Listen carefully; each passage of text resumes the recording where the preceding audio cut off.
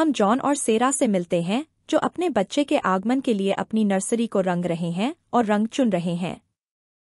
John का कहना है कि उसे सेरा पर गर्व है कि उसने आईवीएफ के माध्यम से बच्चे को जन्म देने के लिए सभी दर्द सहे। हम देखते हैं कि सेरा एक प्रोफेसर है जो कॉलेज में पढ़ाती है और जॉन रियल एस्टेट में काम करता है और वह एलिसा को देखता है। वह पहले एलिसा को डेट करता था, लेकिन अब वह सेरा से खुशी खुशी शादीशुदा है और वह एलिसा के साथ सहज नहीं है। एलिसा उसे घर दिखाने के लिए अपने साथ चलने के लिए कहती है, लेकिन वह सहमत नहीं होता है और घर पर पियानो बजाते समय सेरा को लेबर पीड़ा होती है। वह जॉन को कॉल करती है, लेकिन वह जवाब नहीं देता है क्योंकि वह ग्राहकों के साथ व्यस्त है और उसका फ़ोन देखने के बाद अस्पताल जाता है। उन्हें पता चलता है कि उन्होंने बच्चे को खो दिया है और सेरा कहती है कि वह अब इस घर में नहीं रह सकती। वे नए घर की तलाश शुरू करते हैं, लेकिन ऐसा घर नहीं ढूंढ पाते जो उनके बजट और ज़रूरतों के अनुकूल हो।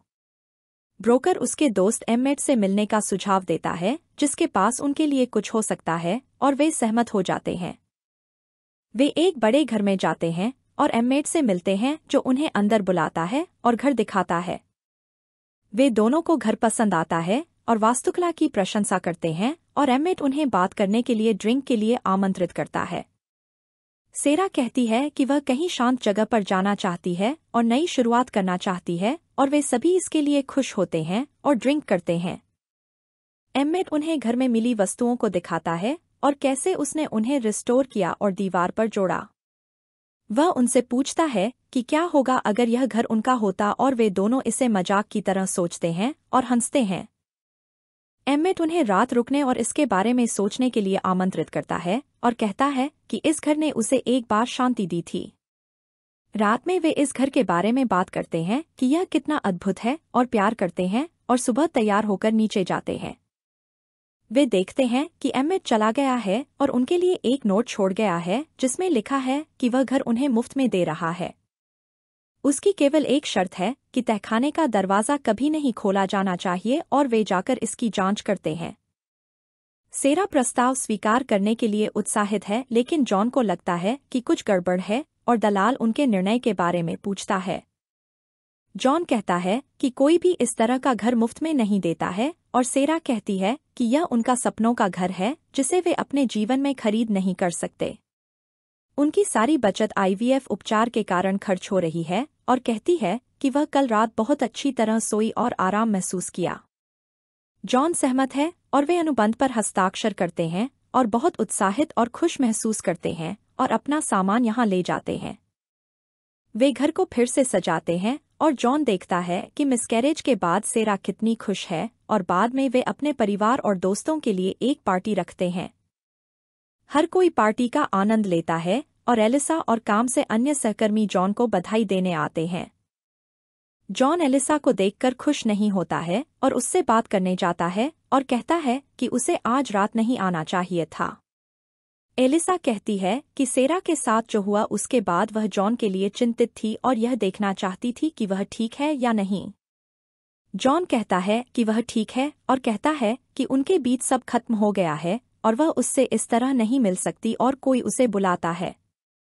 एलिसा यह सुनकर दुखी होती है और जॉन बाहर जाता है और एक आदमी को ईंधन के साथ खड़ा देखता है और उससे बात करने जाता है।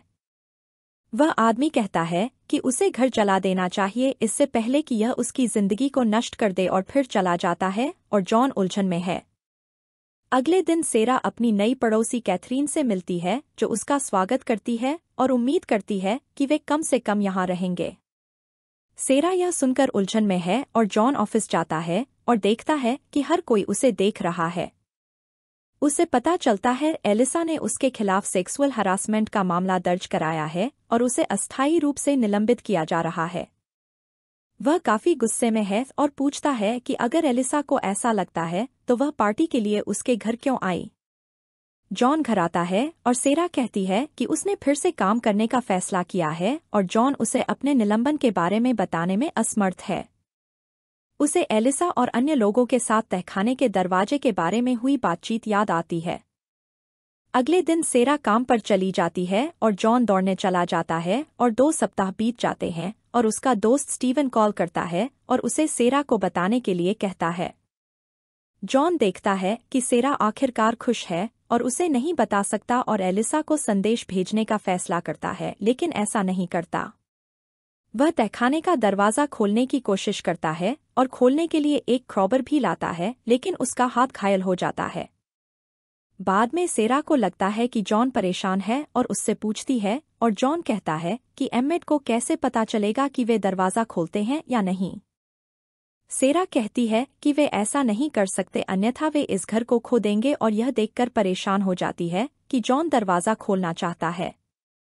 बाद में जॉन एलिसा को मिलने के लिए संदेश छोड़ता है और सीढ़ियों के नीचे एक दरवाज़ा देखता है और एक विचार के बारे में सोचता है।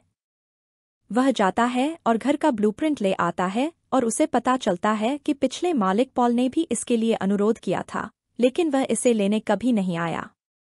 उसे पता चलता है कि एम्मेट 25 साल पहले वहां रहता था और एक दिन उसकी पत्नी और बेटी उसे छोड़कर चली गईं। जॉन घर आता है और ब्लूप्रिंट पढ़ता है और फिर सीढ़ियों के नीचे का दरवाज़ा खोलता है और रास्ता ढूंढता है। सेरा अपनी कक्षा में पढ़ा रही होती है और जॉन को एक लकड़ी का फर्श मिलता है और वह उसे खोलता है और नीचे जाकर स्टील का गेट ढूंढता है। वह दीवार में छेद करना शुरू करता है और सेरा घर आती है और जॉन उसे सुन लेता है और जल्दी से वहां से निकल जाता है। सेरा देखती है कि जॉन जल्दी घर आ गया है और वह कहता है कि उसने अपना काम खत्म कर लिया है, इसलिए घर आ गया है, और रात को उसे एक फ़ोन आता है। एलिसा ने उसे फ़ोन किया और जॉन ने उससे मिलने का अनुरोध किया और उसने अगले दिन अपनी पसंदीदा जगह पर आने के लिए कहा। वे भूमिगत पार्किंग में मिले और जॉन ने पूछा कि उसने उसके खिलाफ मामला क्यों दर्ज किया और वह क्या चाहती है। एलिसा ने कहा कि वह जॉन के साथ जीवन बिताना चाहती है और बच्चे पैदा करना चाहती है और पूछती है कि वह उसके पास क्यों वापस आता रहता है। जॉन ने कहा कि वह उससे प्यार करता है, लेकिन वह उसके लिए सेरा को कभी नहीं छोड़ेगा और एलिसा ने कहा कि वह उसका इस तरह से इस्तेमाल नहीं कर सकता। वह सेरा को इस बारे में बताने की धमकी देती है, जिससे जॉन क्रोधित हो जाता है और कहता है कि अगर वह सेरा से बात करती है तो वह उसे मार देगा। एलिसा चली जाती है और अगले दिन जॉन दौड़ने के लिए चला जाता है और सेरा कमरे को सजा रही होती है जब उसे अस्वस्थ महसूस होता है। वह उल्टी करती है और गर्भावस्था परीक्षण करने का फैसला करती है और परिणाम की प्रतीक्षा करती है और पाती है कि वह गर्भवती है। वह खुश होती है और बिस्तर के नीचे ब्लूप्रिंट पाती है और जानती है कि जॉन क्या कर रहा है।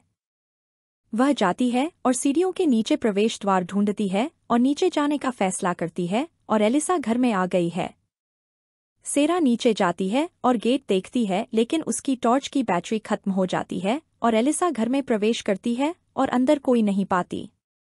एलिसा सेरा को बुलाती है, लेकिन कोई जवाब नहीं मिलता और सेरा नई बैटरियां लेती है और बिना कुछ सुने नीचे चली जाती है। एलिसा उनकी साथ में तस्वीरें देखती है और जानती है कि सेरा गर्भवती है और दुखी और ईर्ष्यालु महसूस करती है। सेरा ने पाया कि जॉन तहखाने में जाने की कोशिश कर रहा था और ऊपर कुछ शोर सुनती है और बाहर आती है और देखती है कि दरवाज़ा खुला है। जॉन स्टीवन से बात कर रहा है, जो उसे अपने निलंबन के दौरान इंतजार करने के लिए कहता है, और जॉन एलिसा की कार देखता है। उसे पता चलता है कि वह घर पर थी और उसकी कार का पीछा करने का फैसला करती है और रात को घर लौटता है। वह आता है और देखता है कि सेरा रो रही है, लेकिन वह उसे गर्भावस्था के बारे में बताती है और वे दोनों एक दूसरे को गले लगाते हैं। सेरा उसे गुप्त दरवाज़ा दिखाती है और जॉन कहता है कि वह तहखाने में नहीं गया था और उसे खेद है, और सेरा क्रोधित है। वह कहती है कि वे अब कुछ भी जोखिम नहीं उठा सकते क्योंकि बच्चा आ रहा है, और जॉन माफ़ी मांगता है और छेद को बंद कर देता है। अगले दिन वे दोनों योजना बनाते हैं कि दीवार का रंग क्या होगा और जॉन को कार्यालय से HR से कॉल आती है। वह जॉन को बताती है कि उसका नाम जांच में साफ हो गया है और वह फिर से ऑफिस ज्वाइन कर सकता है। जॉन ऑफिस वापस जाता है और स्टीवन कहता है कि एलिसा की कहानी पर किसी ने यकीन नहीं किया और वह जानती थी कि वह जॉन के प्रति ऑब्सेस्ड थी। जॉन एलिसा के बारे में पूछता है और स्टीवन कहता है कि वह ऑफिस वापस नहीं आई है और कुछ दिनों के लिए आराम करने का संदेश भेजा है। रात में कमरे को फिर से सजाते समय जॉन एक पेंटिंग हटाता है और दीवार में एक छेद देखता है और उसका निरीक्षण करता है। उसे उसमें एक गोली मिलती है और वह डर जाता है और कहता है कि 25 साल पहले एम्मेट का परिवार गायब हो गया था। उसे लगता है कि एम्मेट ने उन्हें मार दिया है और तहखाने में दफना दिया है और गोली इसका सबूत है और दरवाज़ा क्यों बंद है। सेरा इस पर विश्वास नहीं करती और कहती है कि अगर उनकी हत्या हुई होती तो पुलिस को कुछ मिल सकता था। वह उसे अकेला छोड़ देने के लिए कहती है और जॉन सहमत हो जाता है और अगले दिन जॉन को पता चलता है कि एलिसा गायब है। उसकी कार लावारिस पाई गई और सेरा कैथरीन से मिलती है और उनसे पहले रहने वाले परिवार के बारे में पूछती है। कैथरीन कहती है कि पॉल और उसका परिवार जब यहाँ आया तो खुश था लेकिन फिर झगड़ा हुआ और अलग हो गया। वह सेरा के लिए खुश महसूस करती है और कहती है कि जब जॉन भाग रहा होता है तो वह रोज उससे दोपहर में मिलती है और सेरा को आश्चर्य होता है कि यह कैसे संभव है। वह एलिसा के लापता होने की खबर सुनती है और चिंतित दिखती है और रात में जॉन से इसके बारे में पूछती है। जॉन कहता है कि पुलिस उसे खोज रही है और सेरा उसके लैपटॉप की जांच करती है जब वह नहा रहा होता है और ईमेल पढ़ता है। उसे सेक्सुअल हरासमेंट के मामले के बारे में पता चलता है और वह जॉन को एलिसा को कॉल करते हुए देखती है। जॉन गोली के बारे में सोचता है और दीवार पर एक बॉक्स पाता है जिसमें वही गोलियां हैं और वह सेरा से इस बारे में बात करता है। सेरा कहती है कि इसका मतलब यह नहीं है कि एम्मेट ने अपने परिवार को मार डाला और फिर जानबूझकर गोलियां यहां छोड़ दीं। जॉन तहखाने में देखना चाहता है लेकिन सेरा मना कर देती है और वे देखते हैं कि पुलिस एलिसा के बारे में पूछताछ करने आई है। जॉन उन्हें अंदर बुलाता है और वे उससे अकेले में बात करना चाहते हैं और हरासमेंट मामले के बारे में पूछना चाहते हैं। जॉन कहता है कि उन्होंने कुछ साल पहले डेट किया था और फिर रिश्ता खत्म कर दिया और एलिसा ने वापस आने की कोशिश की लेकिन उसने मना कर दिया। उसने उसके खिलाफ मामला दर्ज किया लेकिन उसे बरी कर दिया गया और कहता है कि उसने उसे फ़ोन किया और पिछले हफ्ते पार्किंग में उससे मिला। उसने उसे मामला छोड़ने के लिए कहा और वह गुस्सा हो गई और चली गई और यह आखिरी बार था जब उसने उसे देखा और सेरा ने सब सुन लिया। पुलिस पूछती है कि जिस दिन एलिसा गायब हुई उस दिन जॉन कहाँ था और सेरा आती है और कहती है कि वह उसके साथ यहाँ थी। वह झूठ बोलती है और पुलिस चली जाती है और जॉन को मामले के बारे में बात न करने के लिए खेद है और सेरा कहती है कि वह जानती है। एक दिन जब जॉन घर आया तो उसने चमेली के फूलों की खुशबू महसूस की और एलिसा ने भी उन्हें वही उपहार दिया था। वह कहती है कि जिस दिन उन्होंने बच्चे को खोया जॉन एलिसा के साथ यौन संबंध बना रहा था और इसलिए उसने फ़ोन का जवाब नहीं दिया। वह उसके अफेयर के बारे में जानती थी लेकिन अपनी शादी और अपने नए बेबी के लिए चुप रहना चाहती थी।